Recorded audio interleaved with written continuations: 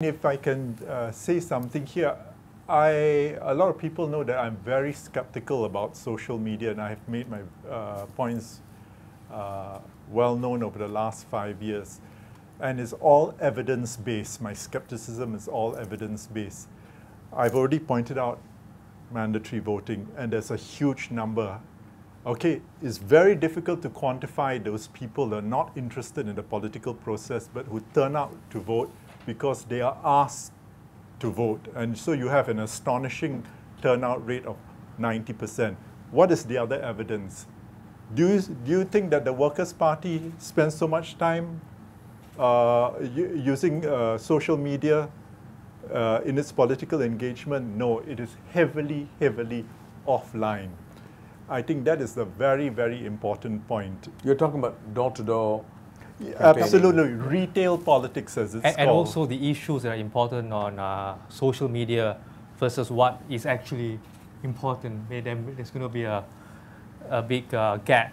Yeah, exactly. And one last point I want to raise is that a lot of people who gravitate to social media and to social media portals like TOC and TRE, inevitably you will get the individuals who are disgruntled with the government, who have some axe to grind. And so it becomes a gathering point for these individuals, and not necessarily the middle ground, middle ground voters. You're really trying to preach to the converted. I'm not sure whether, I mean, I'm looking at the response from some of the, especially younger individuals in the audience. Why don't you respond to that? I mean, this is a point of view, a studied point of view, but I'd like to hear the viewpoints of the audience. Yes. Social's not the be-all and end-all for a lot of information that we gather, because we are very well aware that the data on social media is curated.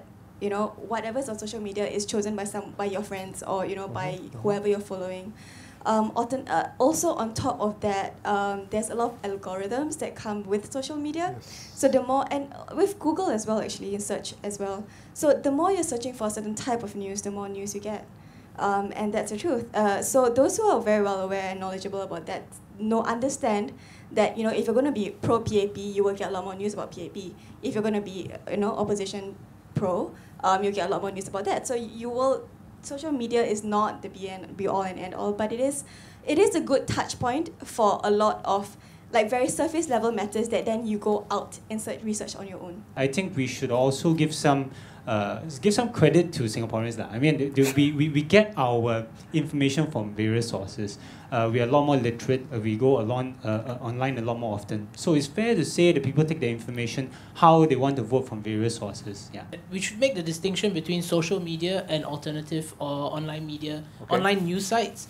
I think a lot of online news sites, and even then we cannot lump all of them together. Some of them, honestly, are very questionable. Others are actually very logical. So I think when it decides, you're talking about sort of the middle ground voter, the undecided voter.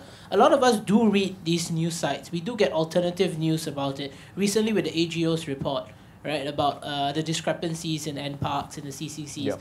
These things, a lot of it was reported on TOC. A different perspective was provided by TOC.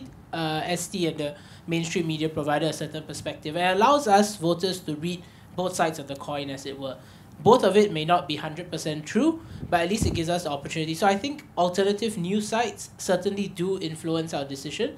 And I speak for myself, maybe my small circle of friends who are pretty happy with the way the system is, but we do read a lot of these alternative news sites to get a better understanding or to see a different perspective from what we get on ST or today. Good point.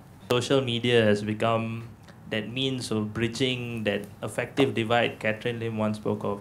Personally, I feel that essay being relevant till now is one of the biggest failures in Singapore politics. So I wonder whether that effective, maybe that's why when we see on TV the guy saying, I want them to speak on social media and stuff.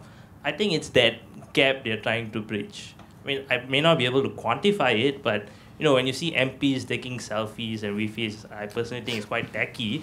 But when they take it, you feel, they're one of us. I think that's bridging of a gap. That's what social media does. Okay.